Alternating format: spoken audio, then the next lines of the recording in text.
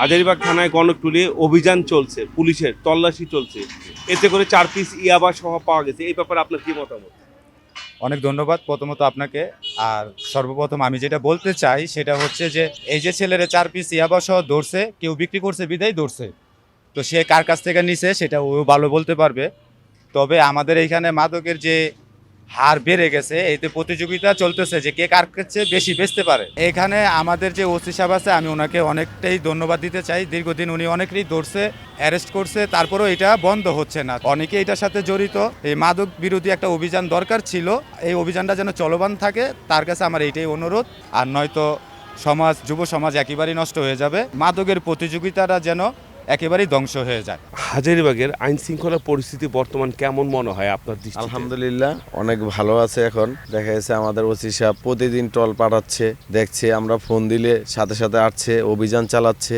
এখানে মাদক, কিশোর গ্যাং এগুলো মুক্ত করছে। আমাদের ডিসি সাহেবদের কাছে আমরা আবেদন জানাই, এরা যাতে সবসময় এই পরিচালনাটা রাখে, কারণ এগুলা এলাকা মুক্ত করলে ভালো। কারণ এলাকার ভিতরে কিশোর গ্যাং বাইরে গেছে, গাঁজা বেচে, বাবা বেচে, ওদেরকে ধরায় দিতেছি। স্যারে আমাদেরকে সহযোগিতা করতেছে। মানুষের মোবাইল নিয়ে যাইতো, ছিনতাই করতো, এখন এগুলো অনেক মুক্ত হয়েছে। এই জন্য হাজারীবাগ থানার ওসি সাহেবকে আমি অনেক ধন্যবাদ জানাই, ডিসি সাহেবকে ধন্যবাদ জানাই, প্রশাসনের লোকেদের ধন্যবাদ জানাই। হাজারীবাগে আইন শৃঙ্খলার পরিস্থিতি কেমন, আগের থেকে বর্তমান কেমন অবস্থা আপনার দৃষ্টিতে?